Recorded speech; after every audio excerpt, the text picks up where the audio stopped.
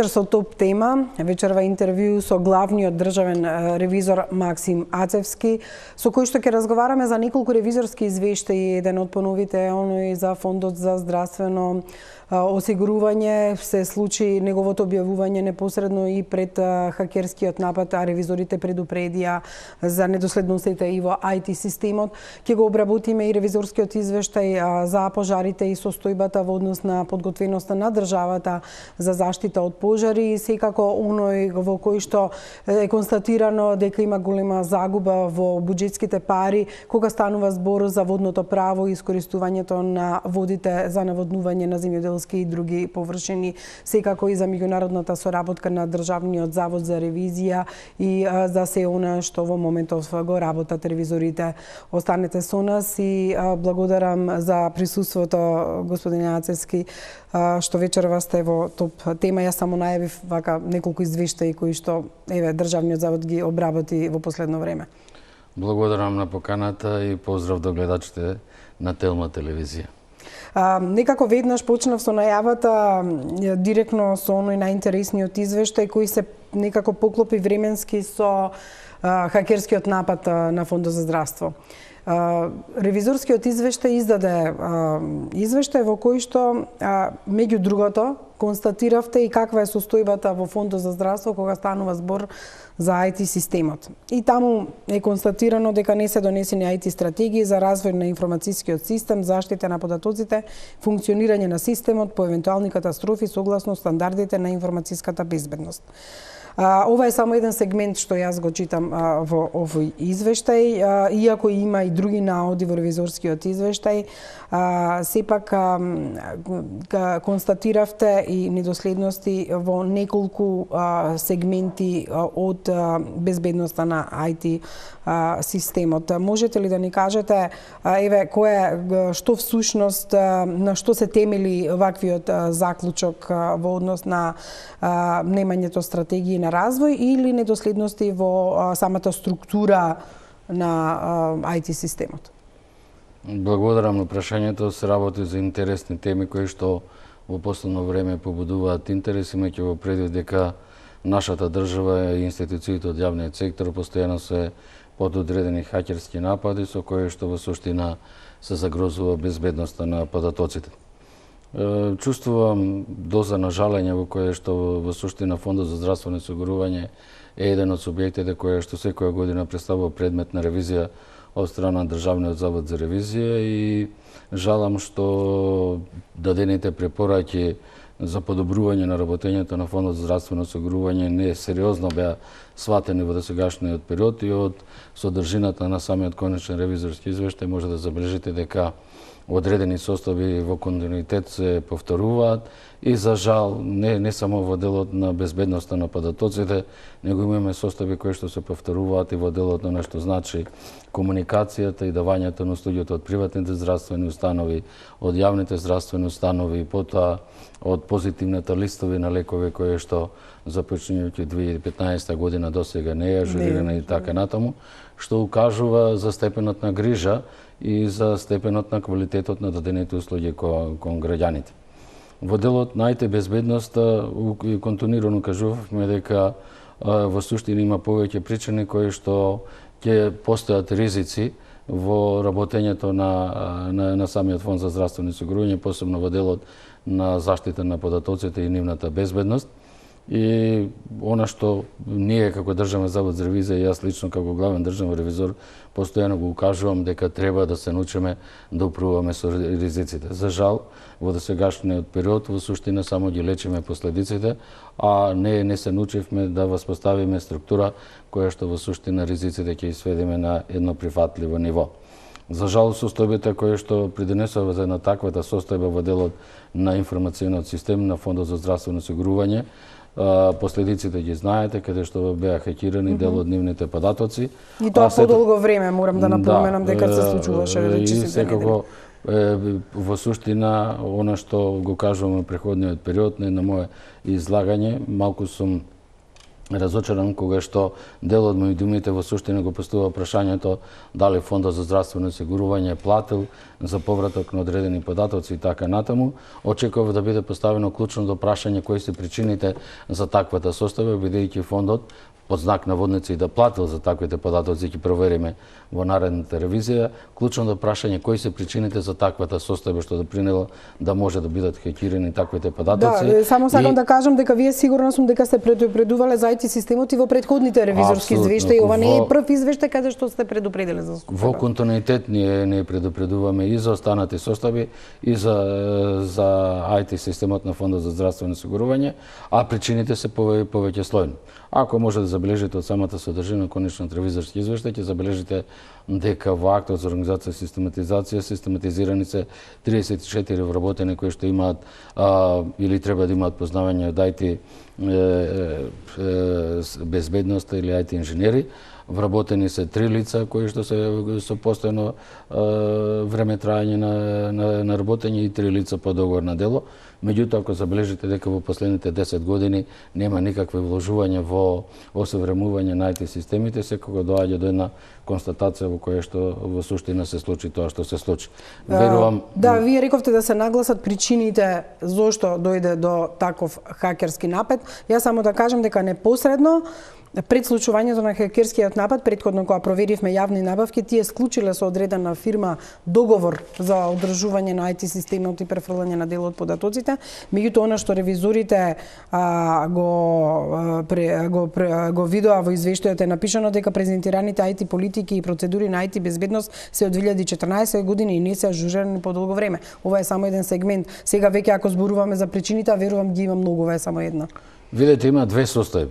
Првата состојба која што се однесува на одржување на самиот IT систем, каде што во текот на 2021 година од страна на фондот платени се 17 милиони денари за одржување на самиот IT систем, а додека во текот на 2018 година набавен одреден софтверски пакет кој што до денот на ревизијата тој воопшто не е ни имплементиран. Така да состојбите во фондот се далеку од потребното ниво и верувам дека сето ова што се случи ќе представува една добра поука да се прифатат сериозно препораките на Државниот завод за ревизија и да се прифати на воспоставување на соодветен систем кој што во понатамошниот период ќе обезбеди безбедност на податоците. Исто така би сакал да укажам дека како држава се наоѓаме во една состојба во која што постои соодветен стандард ISO 27001 кој што се однесува на безбедност на податоците, меѓутоа за жал во нашата држава нема акредитирана правен субјект кој што може да даде соодветен сертификат, а тоа се однесува ISO 37001 кој што се однесува на сертификатот за менеджмент на превенција од корупција, кој што исто така во нашата држава нема правен субјект кој што е акредитиран и може да дава соодветен сертификат за оваа област, а во исто време се до пристапувањето на нашата држава кон Европската унија, ние нема да можеме да ги користиме услугите на акредитираните правни субјекти од членките на Европската унија. Само уште нешто во однос на IT системот, имате нагласено е дека Законот за здравствено осигурување и стандардите на информацијска безбедност влијае на одржливоста, квалитетот, контролата и точноста на податоците кои се обработуваат. Има непостоење на единствен интегриран систем за издавање упати, лекарски извештаи и пресметка на извршени здравствени услуги кои се основа за изготвување на месечни фактури. И исто така дека не е развиен модул за делот кој се однесува на вршење на теренски контроли кај здравствените установи како една од законските надлежности на фондот. Поради тоа планирањето и следењето на резултатите од извршените теренски контроли се врши рачно. Сакам да кажам дека се уште фондот и покрај тоа што сте нагласували и претходно не го заокружила целосно системот да биде електронски и да ги развие сите модули, има 30, да ги доразвие сите модули кои ќе се однесуваат и на самата контрола на квалитетот на работата на фондот. Колку сето тоа пречи во секојдневната работа, затоа што од тука потоа влечат и други забелешки и препораки и во однос на вкупната документација која подосна ја анализирате како што е и условниот доместок, например, кон јавните здравствени установи, кои се 82% од вкупниот условен на доместок, или воспоставување на контроли, како што веќе нагласив. Значи, сето тоа веројатно влијае и на другите делови од работата во фондот. Видете, не можеме да ја префрлиме целокупната вина на самиот фонд за здравствено осигурување.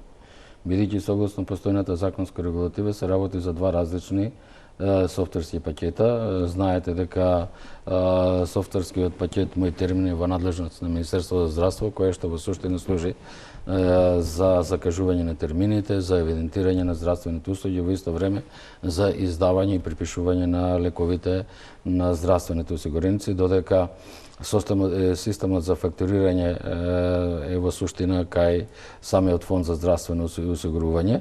И понатаму кажуваме дека во суштина контролите, односно лицата кои се задолжени за вршење на контрола, не располагаат со соодветен софтверски пакет во кој што ќе можат со еден систем автоматизиран да вршат еден повисок ниво на контрола во самото функционирање помеѓу јавните здравствени установи, приватните здравствени установи и фондот за здравствено осигурување.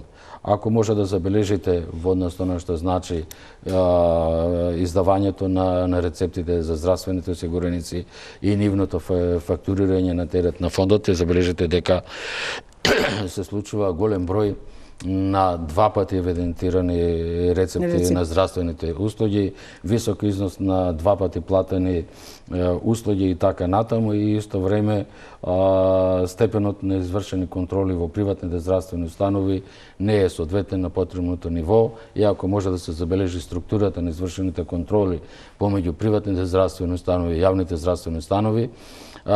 Системот на контроли е извршен повеќе во јавните здравствени установи, наместо да тоа да кореспондира во приватните здравствени установи.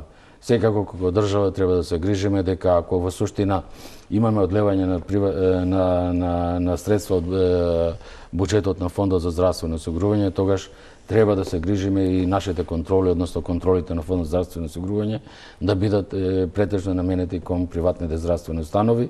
Не е тоа дека немаме доверба во приватните здравствени установи, но едноставно ризиците за едно несоодветно работење да се сведат на едно прифатливо ниво. Верувам дека од сето тоа ќе научиме една лекција и самите вработени во фондот за здравствено осигурување. На тој начин мислам дека ќе се постигне по ниво, едно повисоко ниво на сигурност во делот на фактурирањето на здравствените услуги. Меѓутоа, генерално контролата е проблем. Сега јас ова си го толкувам согласно ова што го читам во извештајот. Кога станува збор, еве ги спомнавте и лековите.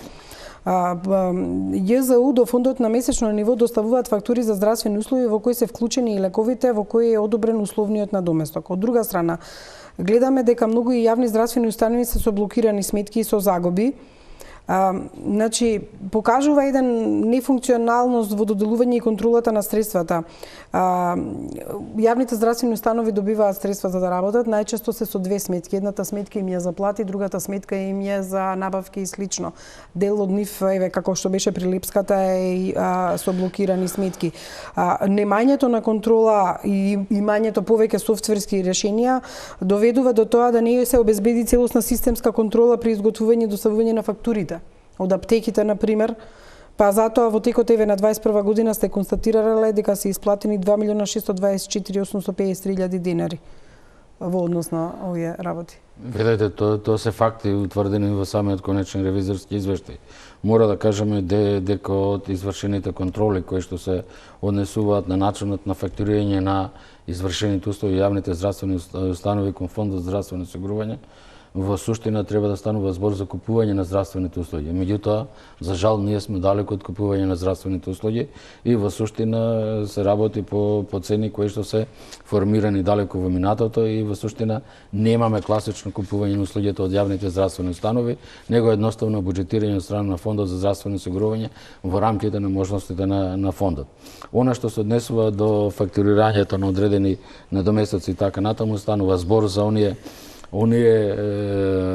медикаменти кои што во суштина Министерството за здравство и Фондот за здравствено осигурување ги признаваат, меѓутоа често пати се случува таквите медикаменти од страна на јавните здравствени установи да бидат фактурирани по повисока цена од она што ги признава самото Министерство и Фондот за здравствено осигурување.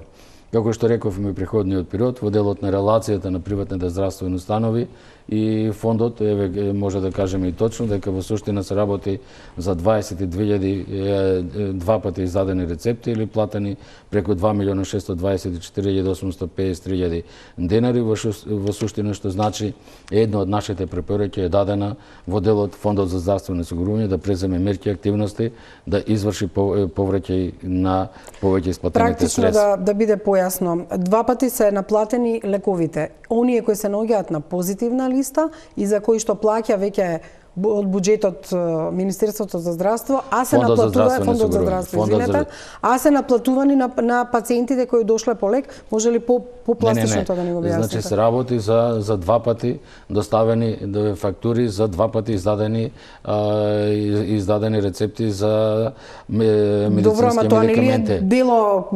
кривично или дело за кое се одговара ако дуплираш фактура и два пати ја издадеш? Тоа за исти лек. Тоа дали е кривично? Некој треба да се занимава со прашањето дека тоа е кршење на законот веќе дека. Секако дека е кршење на законот и затоа е поместено во конечниот ревизорски извештај. Дали е кривично дело, ќе се отвори надлежниот јавен обвинител по проверка на податоците кои што се содржани во конечниот ревизорски извештај. Од наша страна се констатирани податоците, за сето тоа што е констатирано, имаме соодветни ревизорски докази, врз основа на тие докази надлежните органи ќе утврдат дали постои намера, дали постои умисла, дали е сето тоа кривично дело и така натаму. Кога сме веќе со она што би требало, а не знам колку и воопшто дали се занимаваат јавните обвинители, дали во однос на IT системот, претходните предупредувања и не превземањето мерки е нотирано од страна на ревизорите нешто што упатува на повредување на законот? Затоа што софтверот бил нефункционален, бил инсталиран, а не се ставил во употреба. Затоа што и покрај предупредувањата, заштитата на податоците на осигурениците не се заштитени, затоа што е дозволено да се изврши хакерски напад. Вие не сте обвинител и знам дека не можете да одговорите на тоа прашање. Меѓутоа, овие работи што ги давате е како еден предмет од кај што очигледно се гледа каде се сите слабости направени. А никогаш никој не одговарал. Не се работи за сегашното раководство. Ведете, јас и во едно мое преходно обраќање го кажав, значи ова прашање е добро поставено прашање. Меѓутоа верувам дека не треба да ми го поставите мене прашањето, бидејќи јас не сум надлежен орган кој што треба да се произнесе дали ова кривично дело и дали има основ за понатамошно постапување. Мојата одговорност е во суштина да охрабрам и да обезбедам независност на самото работење на ревизорите и да го утврдат и да го напишат тоа што го утврдили. Верувам дека од содржината на самиот конечен ревизорски извештај се дадени доволно информации за да се создаде објективна слика за работењето на Фондот за здравствено осигурување и воопшто за начинот на постапување и во делот на давањето на здравствените услуги, но во исто време и во начинот на постапување на COVID-19. Ние како Државен завод за ревизија обелоденивме состојби кои што се многу интересни во делот на оно што значи колку одредени здравствени установи, приватни здравствени установи оствариле промет, земајќи ги бројот на дадените извршените тестирања за COVID-19, применувајќи ја ниската цена на еден тест, констатиравме дека во суштина од граѓаните се одлеале 19,9 милиони евра. Дали во даден момент во услови на криза државата требало да донесе одредена цена која што ќе фиксира услугата за давање на ковид услуги за тестирање од ковид и така натаму, останува јавноста и надлежните органи да се утврдат дали имало потреба од такво постапување. Меѓутоа, бројот на направени тестови и висината на цената на овие услуги во приватните лаборатории во различни периоди укажува на одлив на финансиски средства на граѓаните во приватното здравство. Ова е едно исто така, значи битна забелешка и затоа е од тука констатирано дека според јавно достапните информации од 1400 денари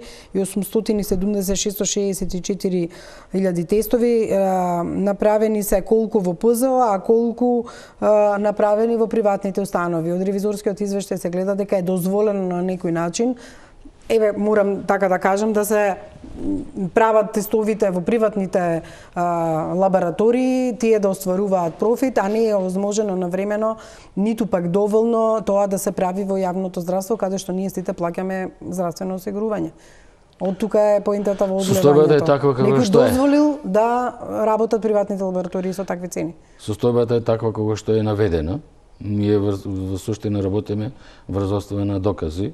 Тие докази ги презентираме во самиот конечен ревизорски извештај и повторно ќе се повратам на првото мое истакнување дека ако надлежните органи ги послушаа нашите констатации во ревизијата на успешност за подготвеност на нашата држава во услови на пандемија пред 10 години, тогаш мислам дека далеку подобро ќе поминевме во делот на начинот на справување со COVID-19, со начинот на справување и последиците по граѓаните на нашата држава и по вработените во јавниот сектор, а и секако во она што значи средства и ресурси дадени од државата. Во тој период, пред да имаме сознание дека воопшто ќе се појави пандемијата COVID-19, констатиравме дека во суштина државата има одредени слабости во начинот на справување во услови на пандемија. Констатиравме дека немаме доволно сместувачки капацитети, констатиравме дека немаме доволно професионални здравствени работници кои што треба да се занимаваат со оваа област, констатиравме дека нема доволно персонал, констатиравме дека старосната структура на персоналот не е доволна, констатиравме дека немаме доволно медицински материјали, констатиравме дека немаме простори за карантини и така натаму. Но за жал, по тие наши укажувања, по тие препораки во суштина не се презема ништо. Верувам дека ова ќе биде само една добра научена лекција за начинот на постапување во тамошниот период, бидејќи гледат една криза заминува, а ако при преходниот период беше здравствената криза, сега имаме енергетската криза. Утре можеби ќе ни се појавува друга криза во која што во суштина ќе бидеме исправени пред постапувањето, на кој начин и како побезболно да ја поминеме кризата и како последиците подобро помалку да влијат и на државата, и на правните субјекти, но и граѓаните кои што во суштина го плаќаат конечниот цех за сето она што значи несоодветно постапување. Факт е дека укажувањата се конкретни и врз основа на докази. Се надевам дека некој ќе се позанимава со овој извештај и внатре во Фондот за здравство, но еве како што кажав, ова е добар материјал да го разгледаат и обвинителите. За жал во Македонија имаме и други кризи и еве ќе видиме како и воопшто дали е превенирано и успешно и колку неуспешно можеби е направено во однос на делот на пожарите и во однос на тој ревизорски извештај ќе ги видиме вашите заклучоци, но за сето тоа веднаш по рекламите.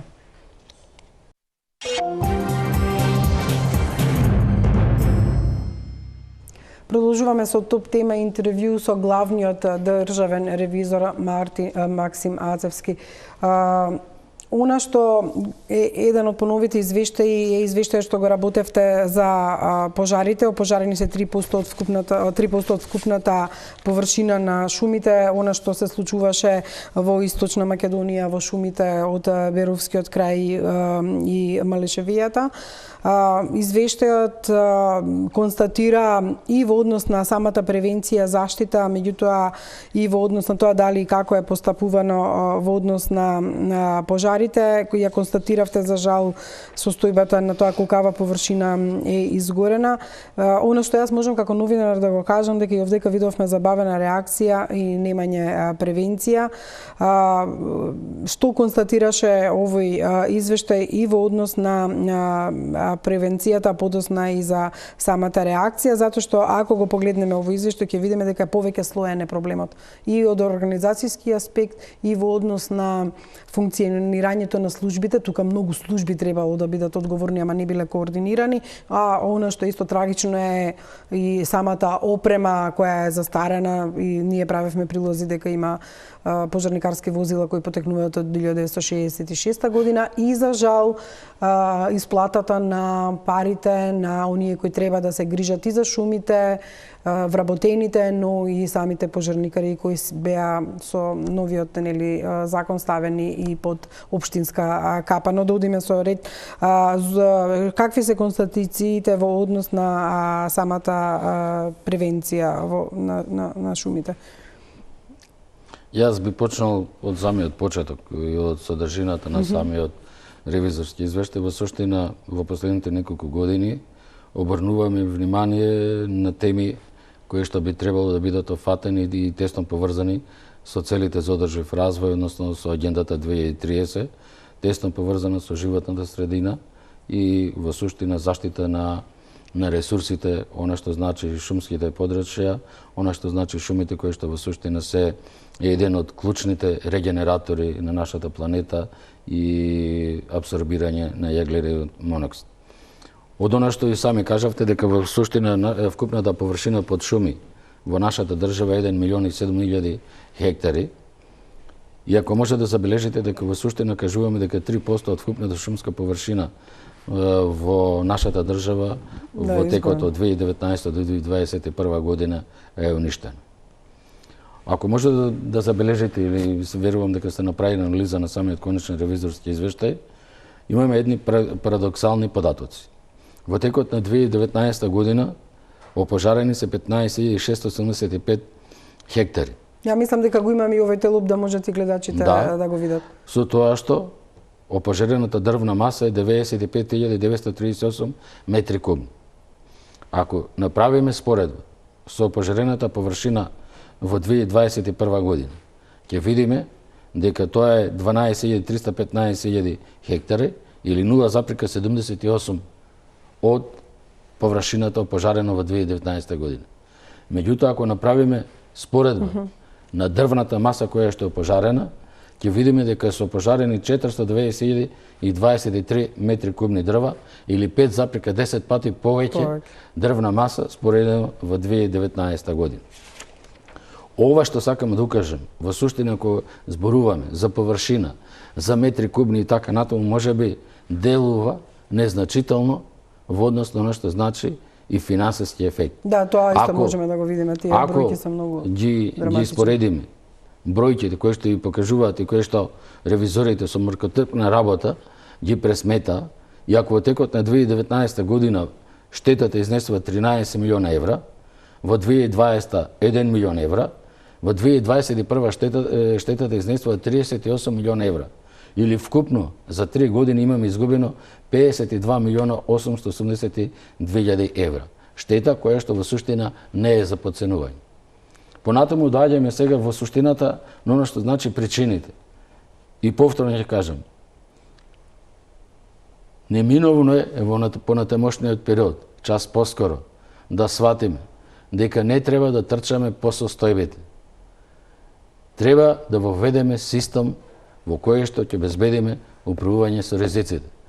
Не можеме со стари возила од 60-тите, од 80-тите, не можеме со пожарникари кои што ги немаат основните опрема и така натаму да справуваме за успешна превенција од пожари и така натаму. Меѓутоа, видете, а ако го гледаме овој извештај, генерално какви беа состојбите за пожарите, ќе видиме дека многу институции во државата се направени за заштита и спасување.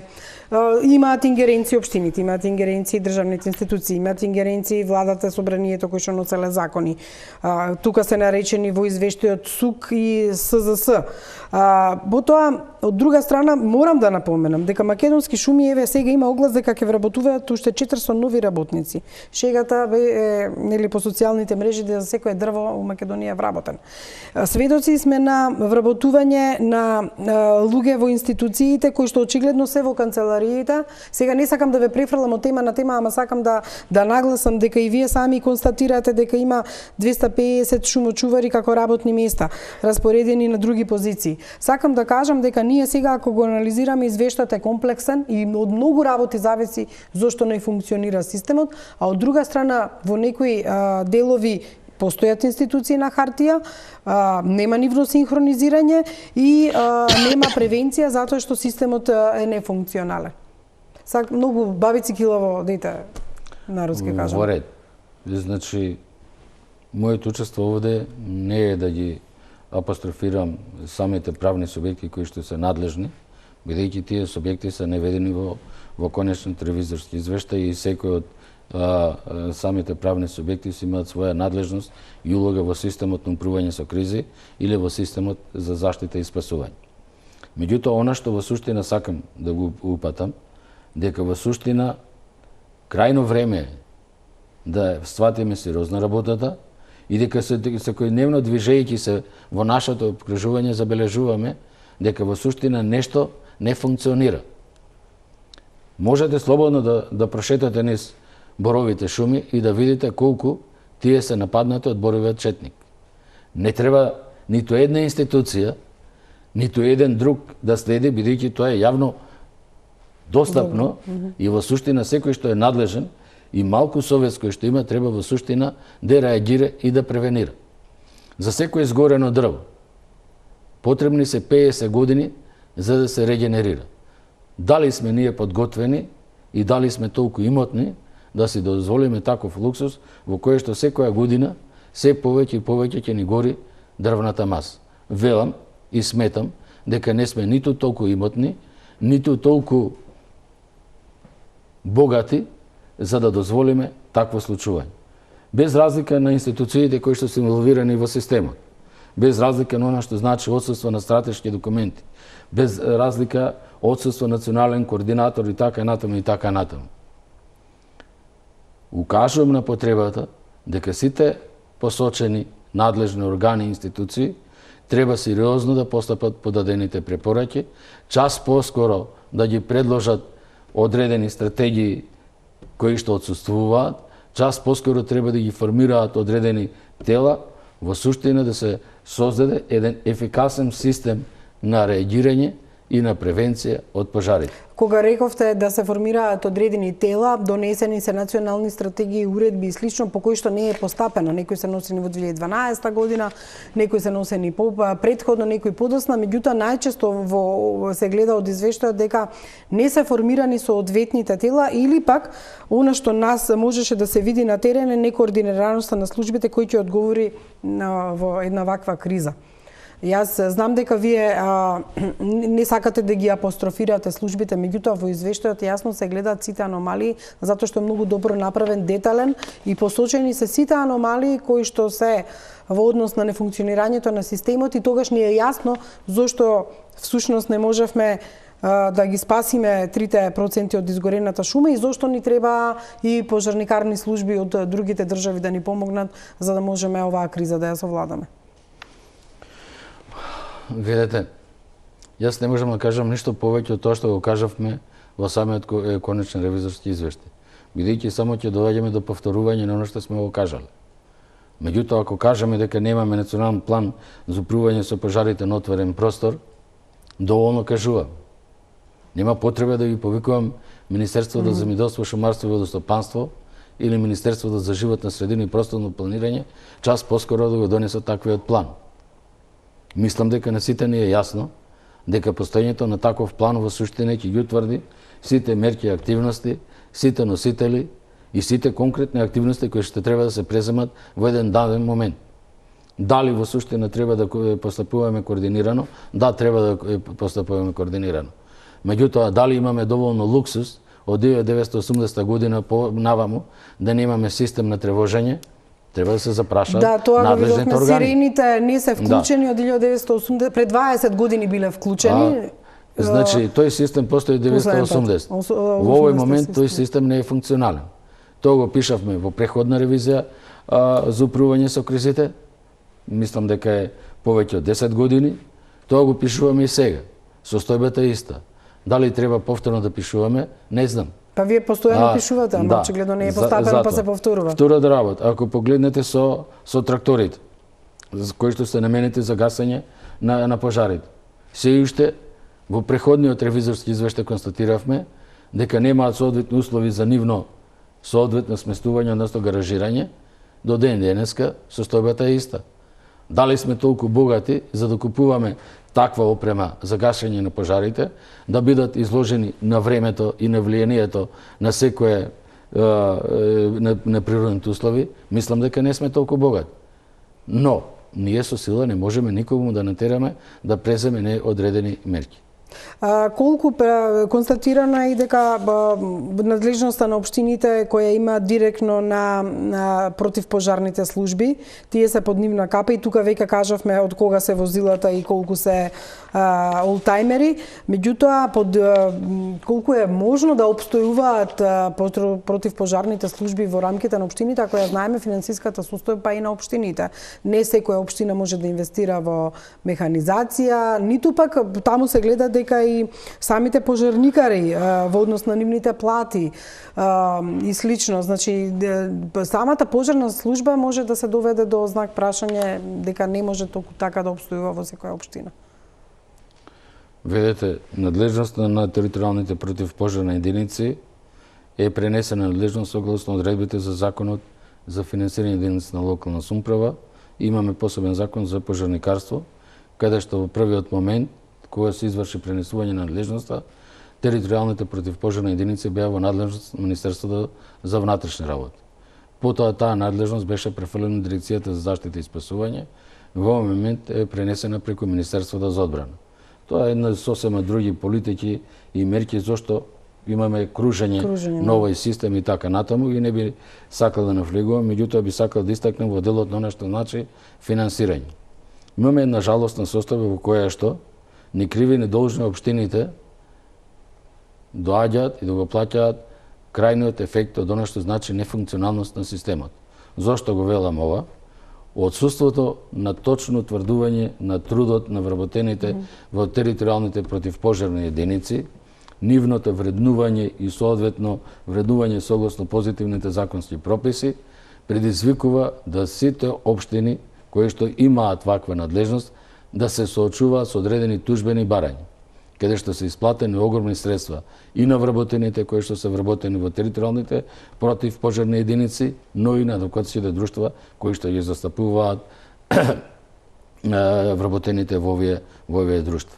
Се поставува прашањето: ако државата ја има изворната надлежност, која што е пренела на единицата на локална самоуправа, и ако таа со своите дотации, ги обезбедува платите за вработените, тогаш не ја гледам логиката на судските одлуки да бидат задолжени општините да ги плаќаат надоместоците, односно платите на вработените во територијалните противпожарни единици. Но за жал, таква е состојбата. Се обидов да разговарам со председателот на судски совет, да укажам на ваквите констатации. Го доставивме конечно ревизорски извештај до судскиот совет.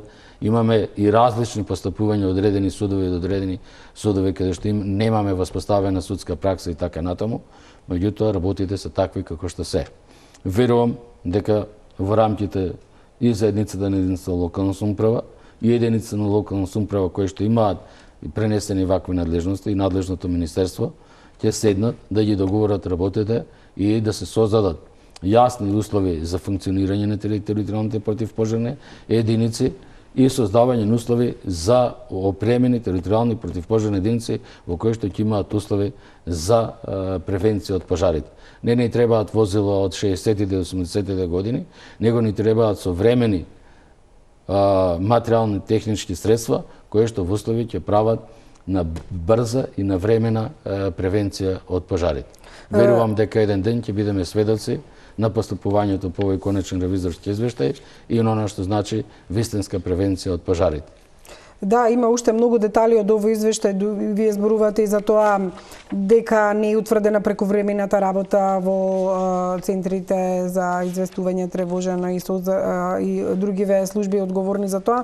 Меѓутоа, немаме толку време. Се надевам дека овој извештај навистина ќе биде четиво за властите кои што треба навистина да ги донесат сите оние работи за да може да се заштити и превенира природата.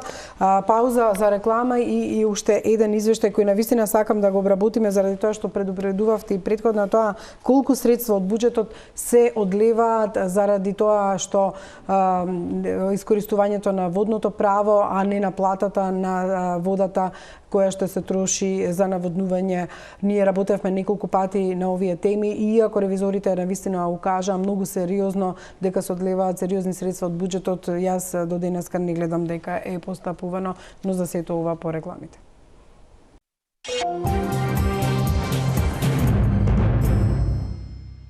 Како што веќе најавив, искористувањето на водите во Македонија во пред 2 години ревизорите имаа извештај кој се однесуваше на искориственоста и ненаплатата на водата за пиење. Сега се однесува на водата за полевање, мора вака да кажем за да сватат и граѓаните за какво водно право се работи.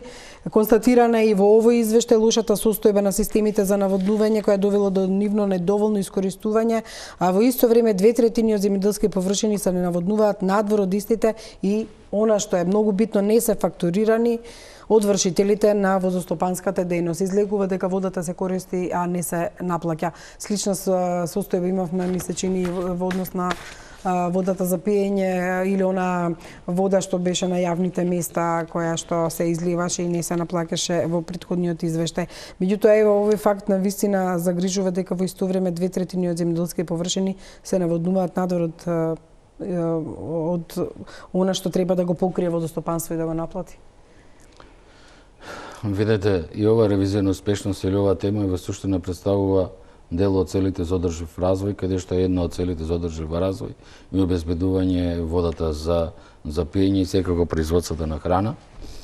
Согледувајќи и состојбата во делот она што значи начинот на користење на водите, дали се однесува за водата за пиење, дали се однесува за водата за наводнување, дали се однесува за степенот на чистота и загадувањето на водите и речните корита, Државниот завод за ревизија постојано води грижа согласно своите стратешки определби да утврди ревизии кои што ќе имаат додадена вредност и кои што во суштина ќе дадат и допринес за подобрување на состојбата.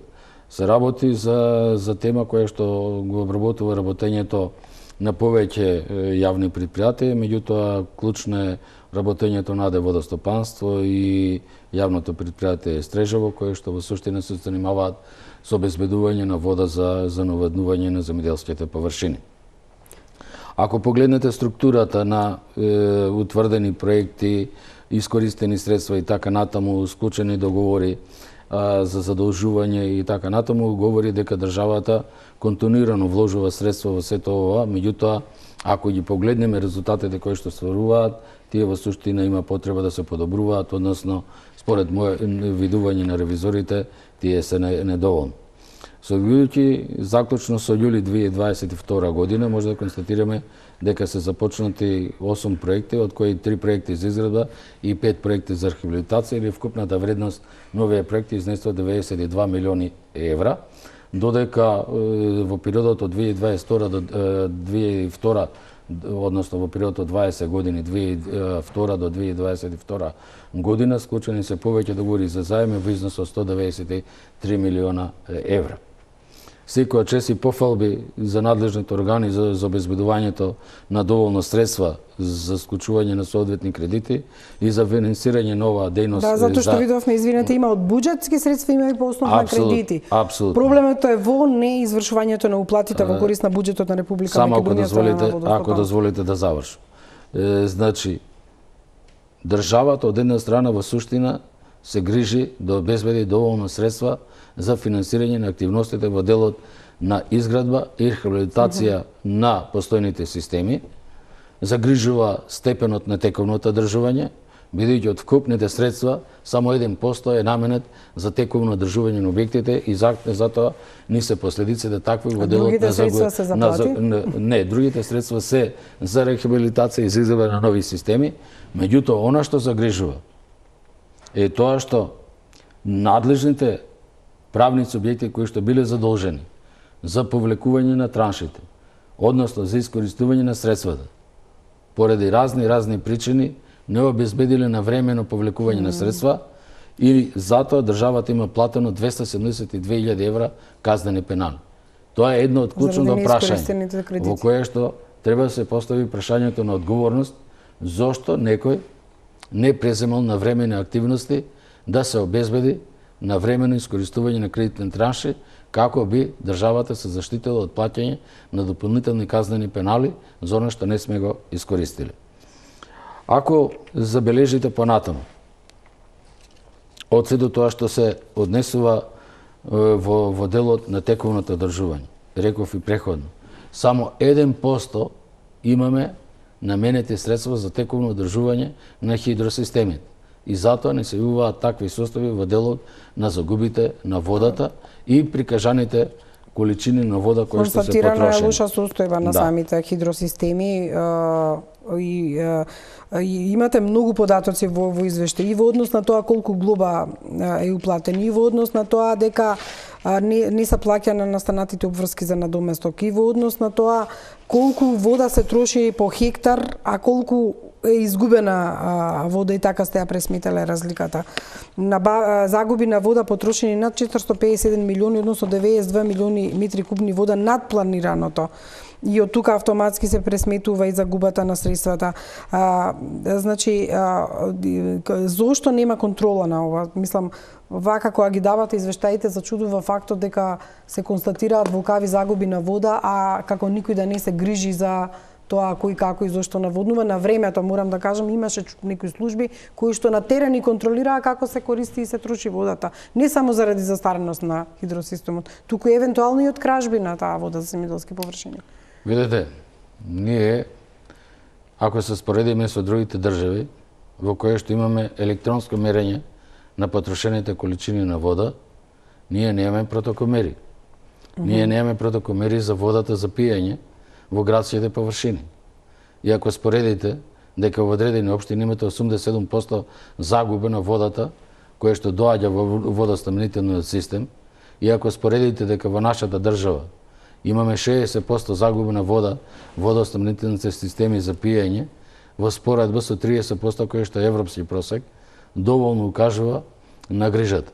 Ако ние не можеме да составиме систем на грижа за водата за користење за пиење, тогаш самите податоци кои што кажуваат на конечниот ревизорски извештај зборуваат сами по себе во делот на она што значи контрола, она што значи мерење на потрошените количини и она што значи водење на грижа.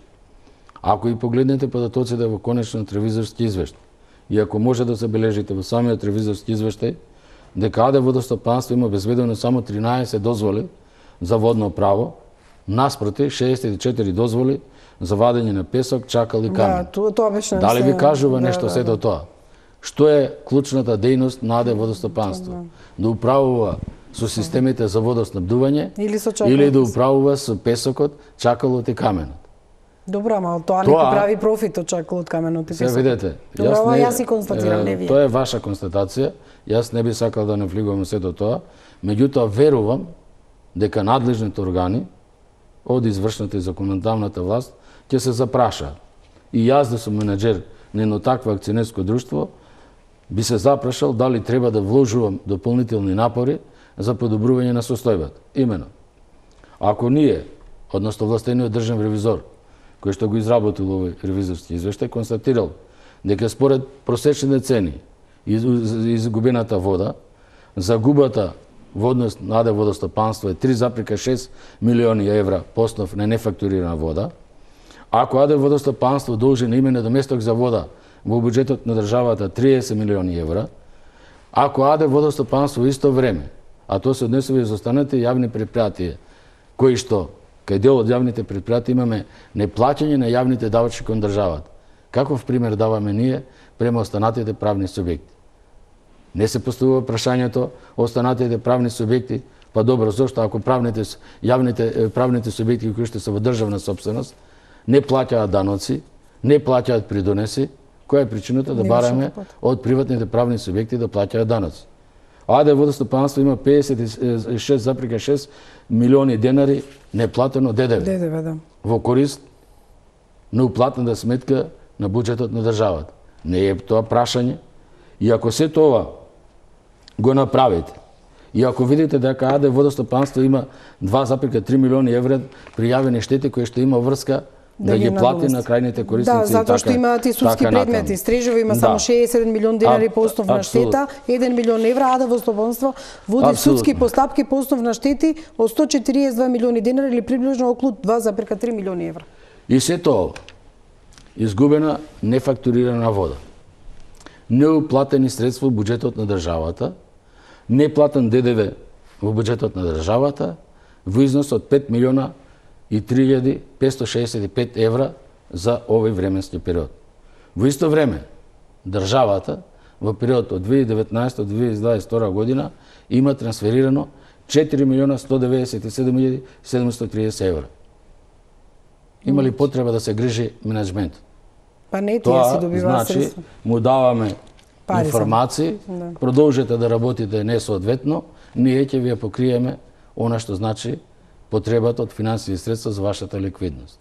Мислам дека веќе е сватено, веќе во надлежните органи се работи на студија за реорганизација и мислам дека конечно ќе се постапи по нашите препораки да се направи вистинска реорганизација во која што секој акционерско друштво или правен субјект кој што е во јавна сопственост ќе извршува основната дејност и нема да се занимава со споредни дејности.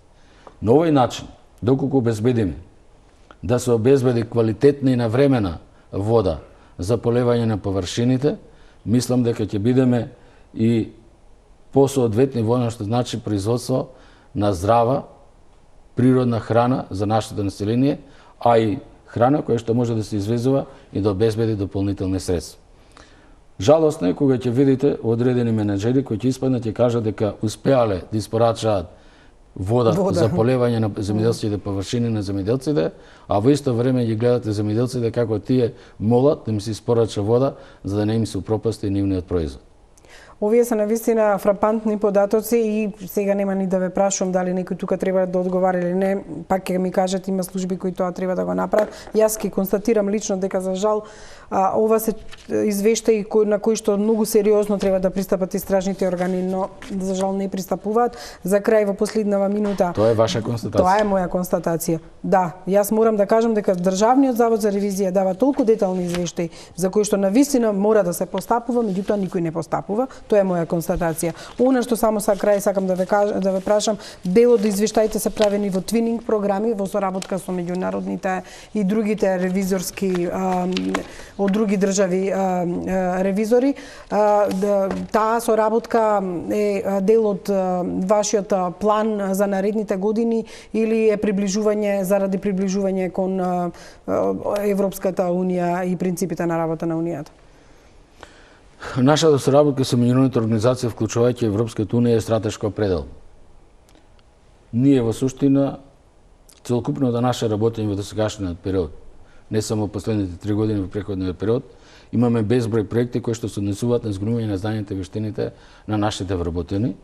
Јас сум горд што во последните неколку години имаме максимално отвореност и транспарентност во работењето на Државниот завод за ревизија.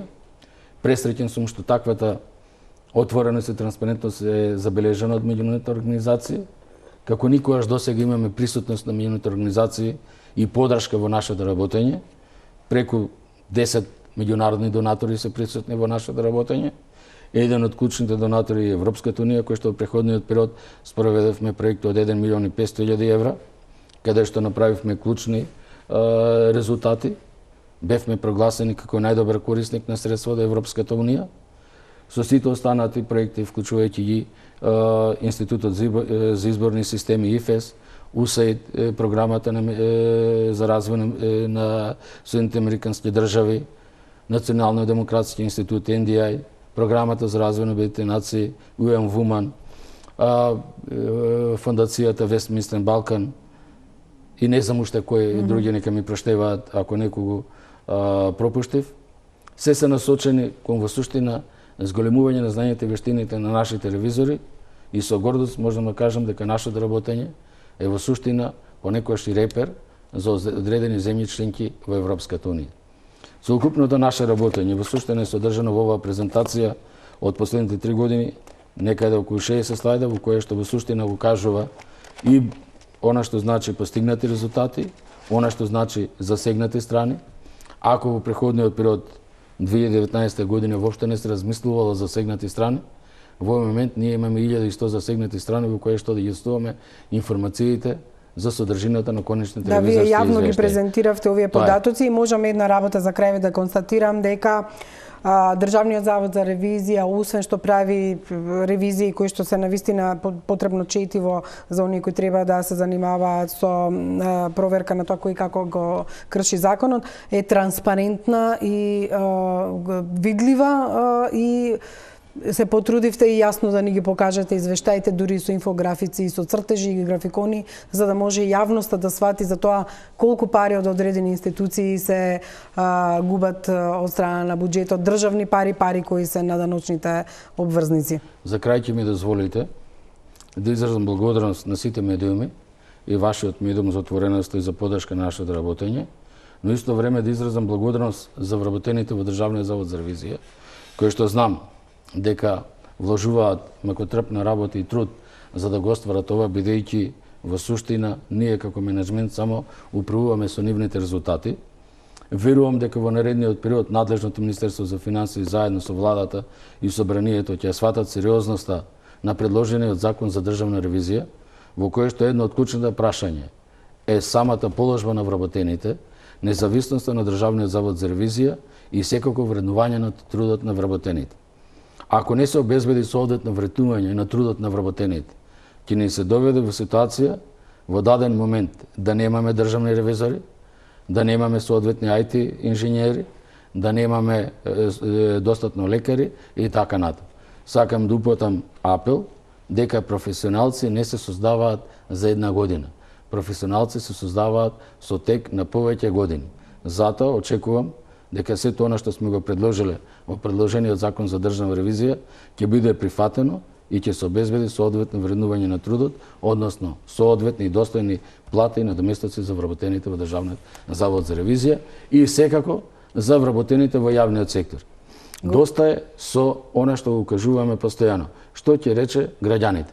Ние мора да комуницираме со граѓаните и да им објасниме.